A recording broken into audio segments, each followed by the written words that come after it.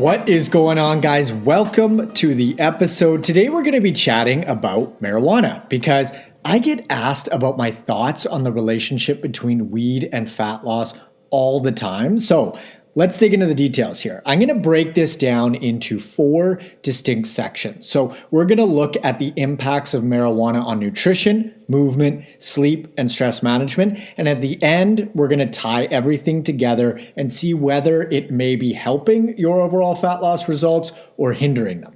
I will mention that I'm not going to talk about the potential direct health impacts of consuming marijuana itself, but rather how it may or may not impact your lifestyle and then downstream your health. So for example, I'm not going to be addressing how potentially harmful smoking a joint is via the physical smoke going into your lungs, but I am going to address everything else related to how marijuana might impact your habits and lifestyle as a whole. So first up, we've got nutrition.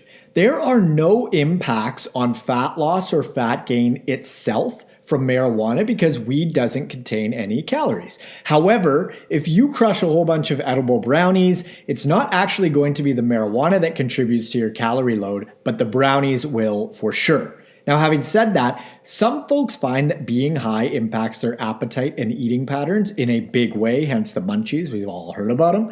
Some people seem to be outliers in the sense that weed doesn't impact their food intake all that much, but I'd say that's typically the exception, not the rule. Personally, I'm usually a bottomless pit. If I take a puff of a joint, give me all the food, give it to me now, and forget about satiation signals.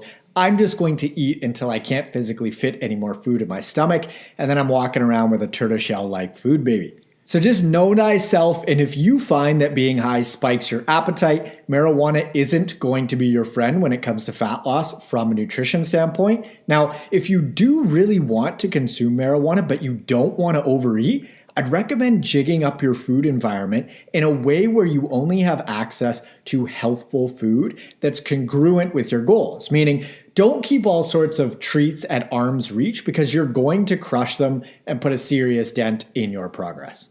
I'd actually recommend modifying your food environment even if you're sober 24/7 because why make it harder than it needs to be, right? This fat loss stuff is hard enough as it is, so set yourself up for success by keeping plenty of healthful food on hand and ditching the hyper-palatable treat foods that make overdoing things essentially a certainty.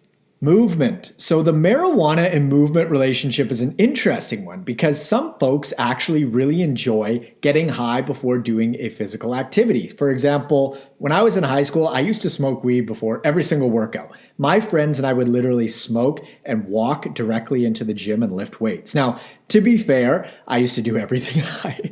So maybe take that with a grain of salt because I definitely don't have that same inclination now. But some people do seem to like that feeling of physical activities when they're high. I'd say that the majority of people lean towards melting into the couch, but there does seem to be a non-negligible number of folks that find getting high really puts them in tune with their bodies in a physical sense, and they enjoy movement along with that feeling. So the movement piece, like nutrition, depends on the person. So if you find that marijuana doesn't reduce your overall movement, have at it. But if it does, I'd recommend skipping it or at least skipping it until you've hit your 10,000 step movement quota for the day. On to sleep. Unfortunately, weed is going to impact your sleep architecture in a meaningful way. And that's just a fancy way of saying that your body and brain aren't going to go through the proper sleep cycles in the same way that they would have if you hadn't consumed weed. So that's definitely something to consider. Alcohol is far worse, so if you're choosing between the two in regards to sleep, weed absolutely wins.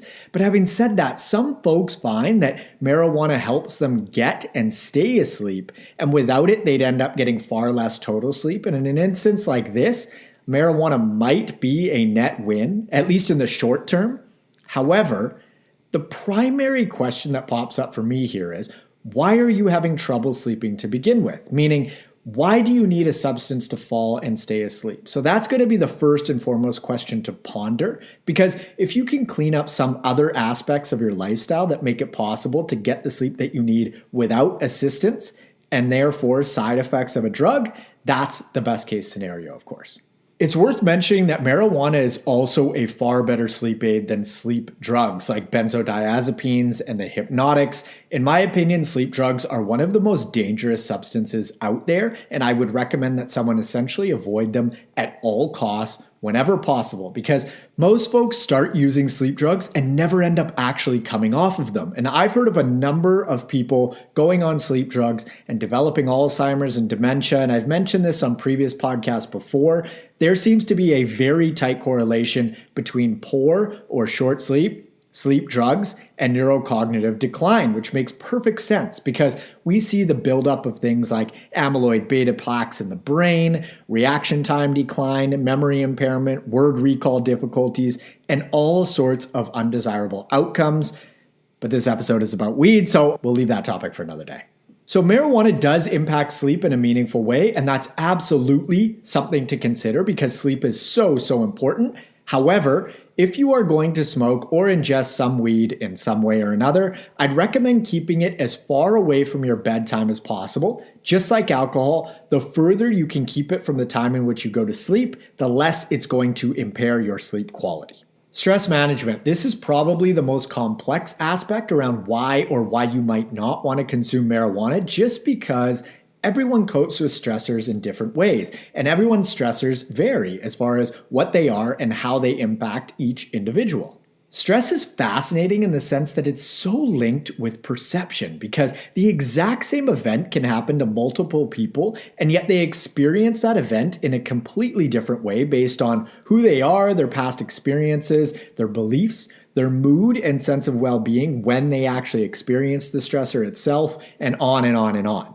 Personally, I kind of like having the odd puff of a joint once in a while, and it does tend to relax me if I need relaxing. However, if I'm actually unsettled or worried about something, it seems to magnify the stressor because I start thinking about it on loop and completely irrationally when I'm high. So for myself, weed is something that I only consume when all of my ducks are in a row, so to speak, and it's more of a celebratory situation. Also, I have a rule for myself that I never consume weed on back-to-back days, and the same goes for alcohol, just because I find that if I have these substances on back-to-back days, it's extremely hard not to have it on the third day and enter the snowball effect. So I find that this rule is helpful for myself. I rarely actually smoke weed, and I don't drink very often either. However, I still find this little rule really beneficial. You can actually implement this rule around nutrition too, if you'd like, and you can position it in a number of different ways. So for example, maybe you implement a rule that you never eat out 2 days in a row. That could assist you with your goals. Or perhaps you never consume treat foods 2 days in a row, or you never have dessert 2 days in a row. You know, some folks really like rules like this and others don't. I personally do. I like structure and discipline in some areas of my life, and a lot of other areas I don't. So find out what your inclination is, what works for you, and choose your setup based on that.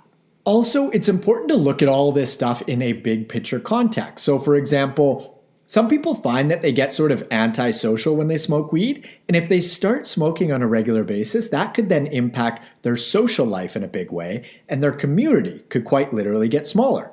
We're social animals, and we need a lot of human interaction, and therefore it's worth looking at all the downstream impacts of your decisions because nothing occurs in a vacuum, and there are all sorts of unintended consequences that start to pop up when you look through more of a macro lens versus a micro lens. So there are no impacts on fat loss or fat gain itself from consuming marijuana. However, it can impact your habits and behaviors quite drastically. So what you can do is take a step back and look at how weed impacts your nutrition, movement, sleep, and stress management as a whole, weigh the pros and cons, and then decide whether it fits into your lifestyle or not. Or maybe it's just a super casual thing that you do a few times a year, whatever works for you.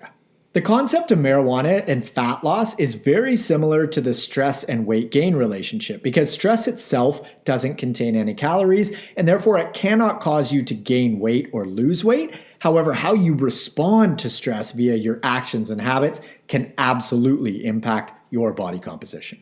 You can even apply this same concept of how you respond to something like your phone or social media. The thing itself isn't inherently evil, but how we interact and use it can either provide a net benefit to our lives or a net loss. And the only person that can determine which one that is you.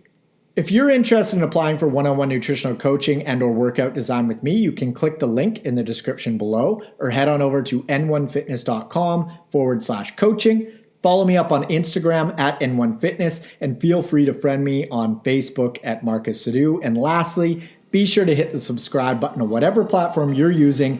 Thanks so much for tuning in, and I will catch you on the next episode. See ya.